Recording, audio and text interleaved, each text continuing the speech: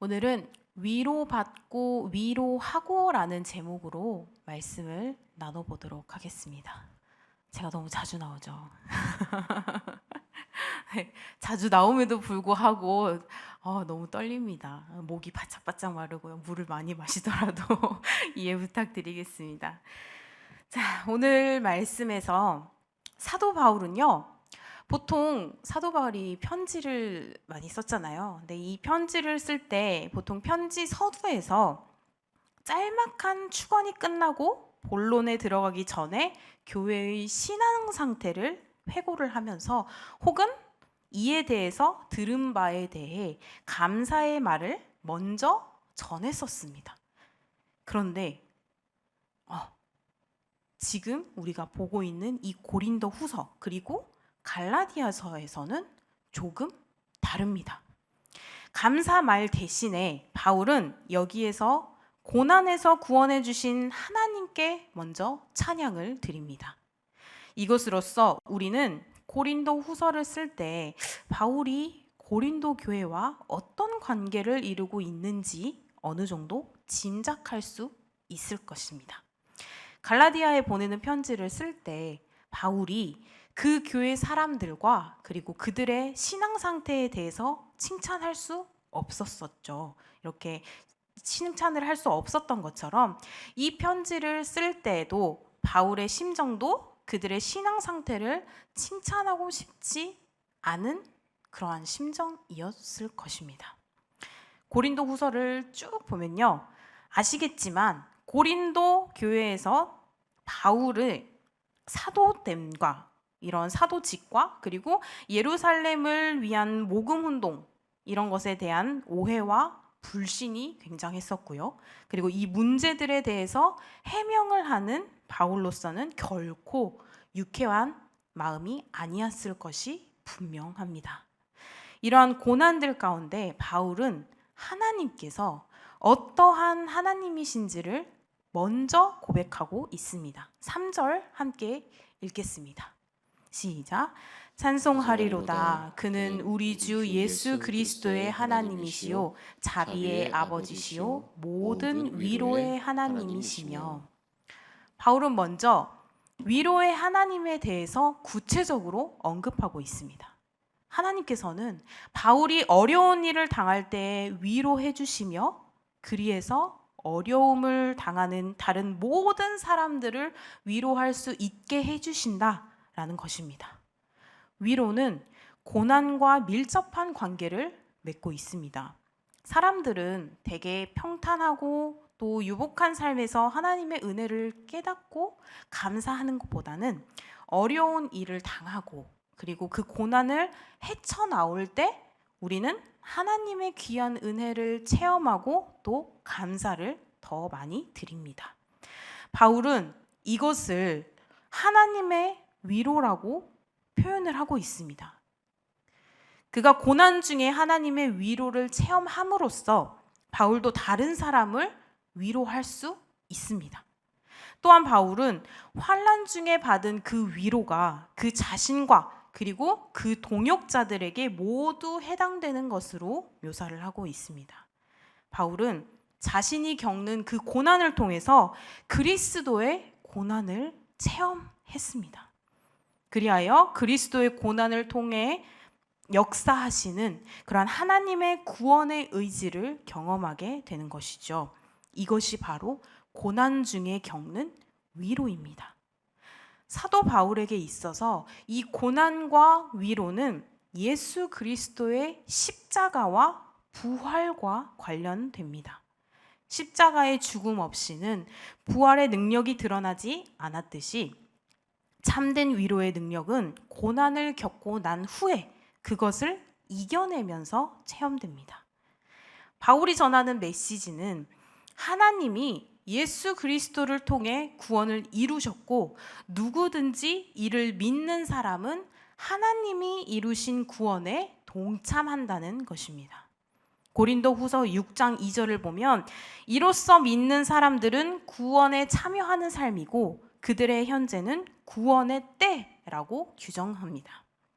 구원을 체험하는 그리스도인의 삶은 꿈 같은 그런 환상적인 너무나 대단한 그런 삶이 아닙니다. 어쩌면 예수 그리스도를 믿기 전보다 더욱 힘들고 고난에 찰 수도 있습니다. 바울이 그러했습니다. 구원의 때를 외치며 전 세계에 복음을 전하는 그 과정에서 바울은 모진 고난들을 경험합니다. 그러나 현재에서 겪는 이 고통은 바울이 가진 구원의 확신을 흔들고 좌절시키는 것이 아니라 오히려 예수 그리스도께서 당하신 고통을 체험하며 이를 통해 이루시는 하나님의 구원의 역사를 더욱 확실히 깨닫게 만듭니다.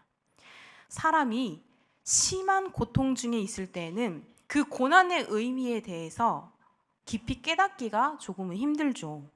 왜냐하면 우리 우선은 앞이 캄캄하고 그 어떤 생각도 들지 않고 그렇게 주위를 돌아볼 수 있는 여력이 아직 남아있지 않기 때문인데, 바울이 그의 고난을 통해서 하나님의 위로를 경험했다라고 이렇게 감사할 수 있는 것은 아마 어느 정도는 바울이 그 고난을 극복하고 또 나온 상태라는 것을 우리는 조금이나마 알 수 있을 것입니다.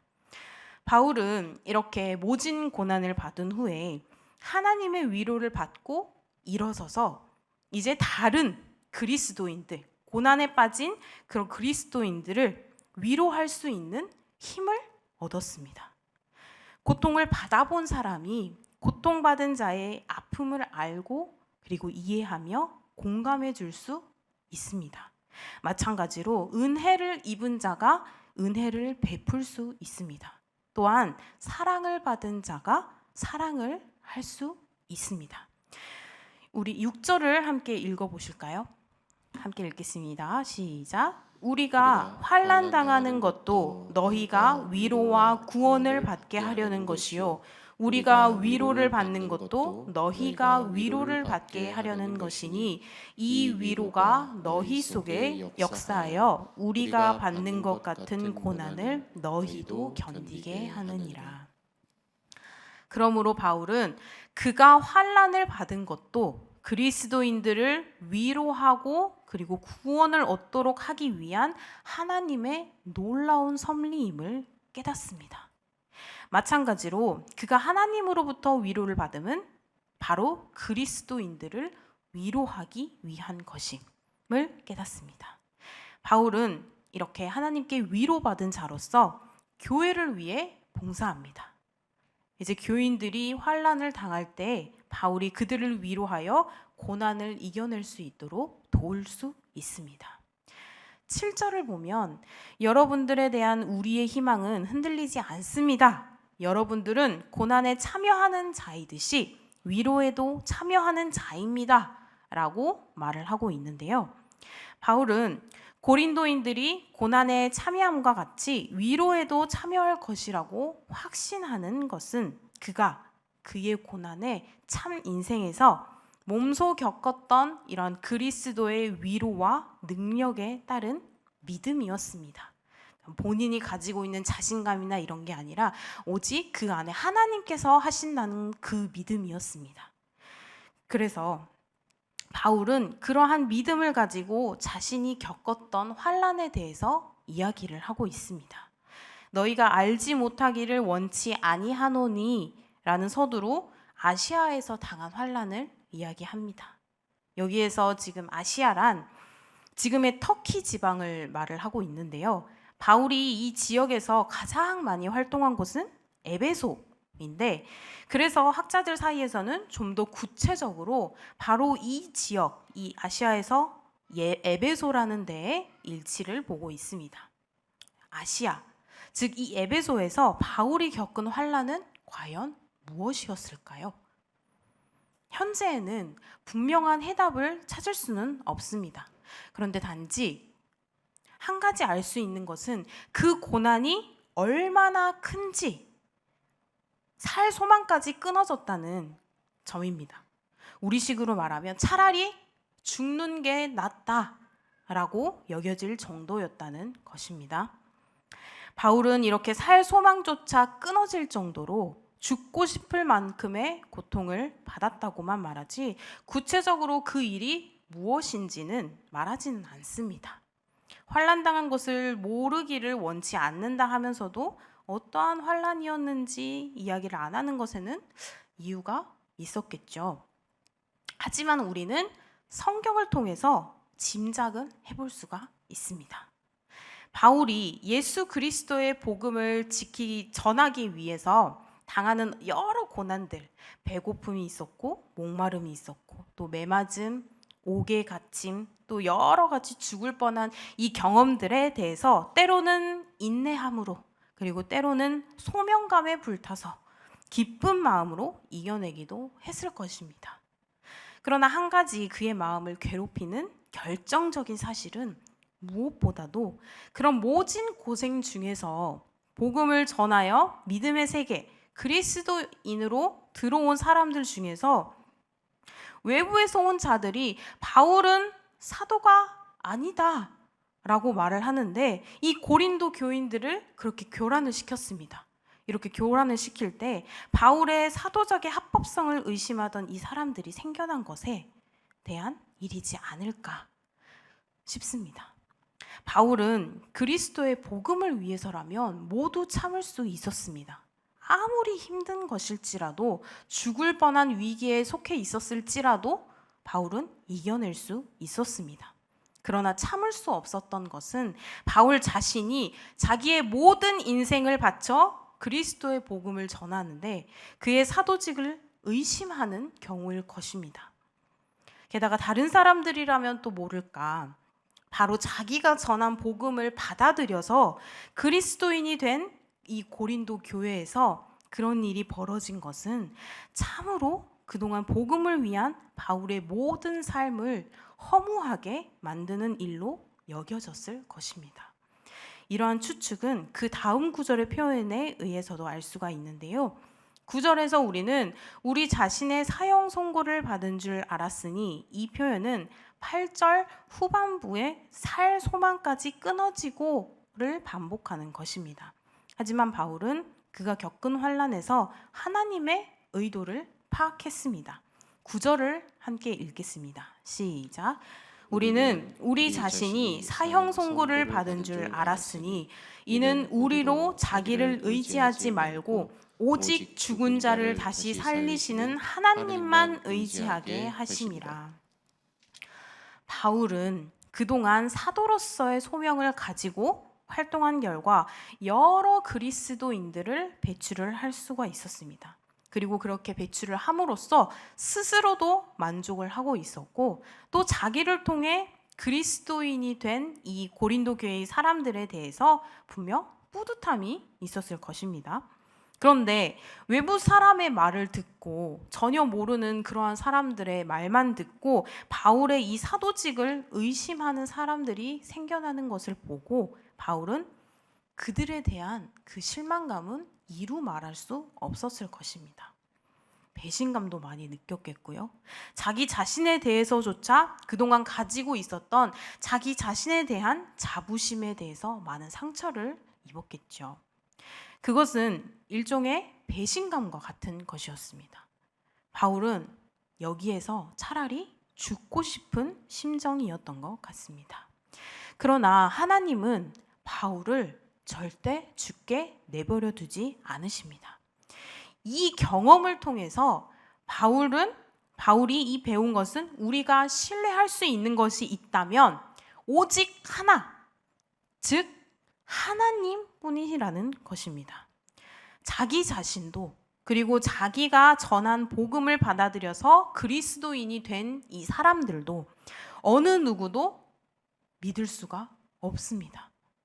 살게 하시는 이도 하나님이시요 거두어 가시는 이도 하나님이십니다.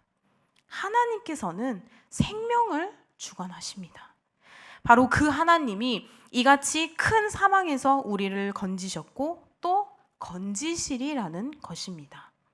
10절을 함께 읽어보겠습니다. 시작. 그가 이같이 큰 사망에서 우리를 건지셨고 또 건지실 것이며 이후에도 건지시기를 그에게 바라노라. 인간에 대한 신뢰는요, 많은 경우 실망으로 변하기도 합니다. 그리고 배신감에 찰 때도 있고 슬픔으로 변하기도 합니다. 하지만 하나님에 대한 신뢰는 절대 실망으로 변하지 않습니다. 하나님은 우리가 알지 못하는, 알 수 없는 놀라운 방식으로도 개입하셔서 그를 죽음의 위험으로부터 구원해 주셨습니다. 바울은 이렇게 고난 중에 위로하시는 하나님을 경험하는데, 이 경험 속에서 또한 하나님이 주시는 소명을 깨닫습니다. 그것으로 하여금 고통받고 있는 다른 사람들을 위로하게 하신다는 것입니다. 지금 현재 심한 고통을 받고 있는 사람은 더욱 바울의 경험에 의하여 이제 하나님이 사랑하지 않기 때문에 고통을 주신다라고 생각을 할 것이 아니라, 오히려 하나님이 이 고통을 통해서 나를 어떻게 사용하시려고 하는지 하나님의 의도를 생각을 더 해본다면 오히려 유익과 감사를 경험할 수 있을 것입니다. 바울의 이러한 구원의 경험은 미래에 있을 하나님의 구원 행위에 대한 확고한 신뢰를 갖게 해줍니다. 과거에 일어난 이런 하나님의 구원 역사에 대한 믿음이 앞으로 이루실 하나님의 구원의 완성에 대한 희망의 근거가 됩니다. 즉, 믿음은 희망의 근거라고 할 수 있습니다. 바울은 여기에서 그치지 않고 자신이 받은 그 위로와 은혜를 이야기하며 또한 중보 기도를 요청합니다. 그리스도교 공동체의 형성은 초기부터 나눔의 공동체였죠. 그리스도인들은 그리스도의 고난에 참여함으로써 그리스도와 함께 죽는 경험을 한 사람들로서 그리스도 안에서 하나가 되는 공동체를 이룹니다. 이 공동체에서는 예수 그리스도가 그랬던 것처럼 하나님을 아버지라 부르고, 하나님 아버지 아래에서 모든 그리스도인들은 서로를 형제들이라고 부르며 거룩한 가족 공동체를 이룹니다. 이 공동체 안에서 그리스도인들은 이전까지 그들을 묶어왔던 관계들, 출신 성분, 그리고 혈연, 지연, 학연, 이런 모든 것들을 넘어서서 그리스도 안에서 차별 없는 공동체를 이룹니다. 고린도전서 12장 13절을 함께 보시겠습니다. 시작. 우리가 유대인이나 헬라인이나 종이나 자유인이나 다 한 성령으로 세례를 받아 한 몸이 되었고 또 다 한 성령을 마시게 하셨느니라. 하나 더, 갈라디아서 3장 27절을 보시겠습니다. 시작. 누구든지 그리스도와 합하기 위하여 세례를 받은 자는 그리스도로 옷 입었느니라. 바울의 표현에 의하면 유대인과 이방인, 그리고 자유인과 종, 그리고 남자와 여자의 차별이 없는 구원 공동체라는 것입니다. 11절에 너희도 우리를 위하여 간구함으로 도우라. 이는 우리가 많은 사람의 기도로 얻은 은사로 말미암아 많은 사람이 우리를 위하여 감사하게 하려 함이라. 바울은 교회와 고통받는 자가 있으면 위로함으로써 고통을 나누고, 그리고 기쁜 일을 얻은 사람이 있으면 기쁜 일도 함께 나누면서 공동체의 면모를 다져나갔는데요. 이때에 고통과 기쁨을 함께 나누며 서로를 하나로 묶어주는 도구는 바로 서로를 위한 기도였습니다. 우리가 알고 있는 바로 중보 기도입니다. 중보 기도는 기도하는 자와 그리고 이 간구 내용의 대상이 되는 자를 주 안에서 하나됨이란 연대감을 이루게 해줍니다. 바울도 이를 알고 우리가 받았던 그 위로를 나누어서 받은 사람도 감사하는 마음을 가질 수 있게 함께 기도해 달라고 요청했던 것입니다. 나 하나쯤 기도한다고 뭐가 되겠어? 라고 말을 할 수가 있죠. 어쩌면 한 번씩 해보신 경험도 있을 겁니다. 근데 기도를 받아본 사람으로는 알 수 있습니다. 뭐가 됩니다. 그쵸? 네. 뭐가 되겠어? 라고 했지만 뭐가 됩니다. 여러분의 기도로 위로를 얻고요. 살아갈 힘을 얻어갑니다. 우리 주위에서도 또 먼 지역에서도 더 나아가서 저 먼 타국에서 선교하시는 많은 선교사님들께서도 우리의 기도는 뭐가 됩니다. 위로가 됩니다. 그리고 살아갈 힘이 됩니다. 생각보다 많은 분들이 기도 제목을 주시기 힘들어 하십니다. 죄송하다는 이유가 참 많았던 것 같은데요. 죄송해하지 마십시오. 그 기도 안에서 우리는 하나님께서 우리에게 주시는 위로를 받을 것입니다.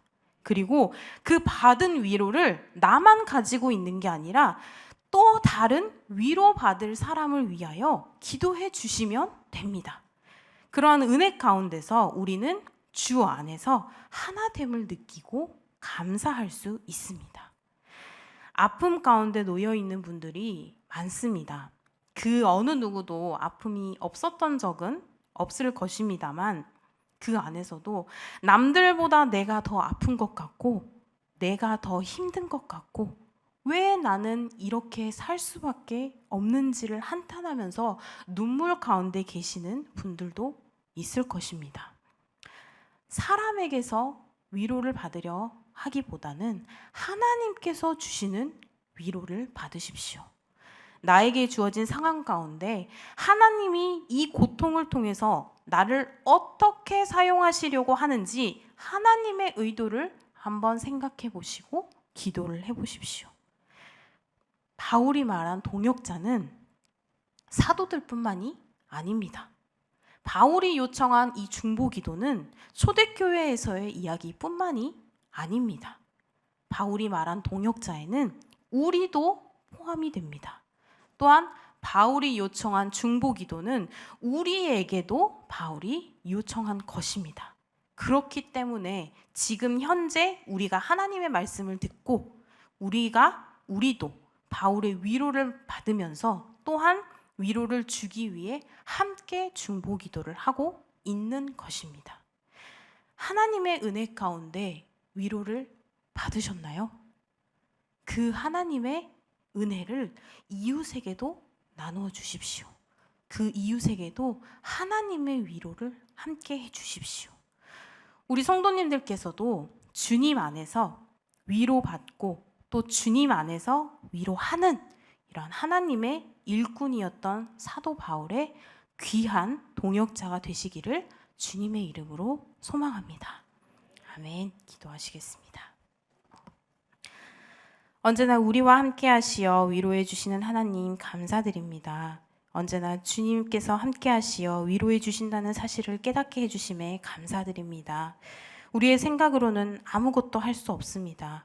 오직 아버지께 받는 말씀으로 위로로 저희는 살아갈 수 있습니다. 나에게 주어진 상황 가운데 하나님이 이를 통해 나를 어떻게 사용하시려고 하는지 하나님의 의도를 깨닫는 지혜를 허락하여 주시옵소서. 그래서 우리가 주님께 위로를 받아 앞으로 나아감 같이 우리와 같은 위로를 받기를 간구하는 이들에게 우리 또한 주님의 위로를 전할 수 있는 그러한 중보자가 되기를 원합니다. 주님, 우리의 마음을 받아 주시옵소서. 그들에게 아버지의 위로가 잘 전달될 수 있기를, 그리하여 그들 또한 위로받고 위로해 주는 귀한 중보자가 될 수 있는 역사가 일어나게 인도하여 주시옵소서. 예수님의 이름으로 기도드립니다. 아멘.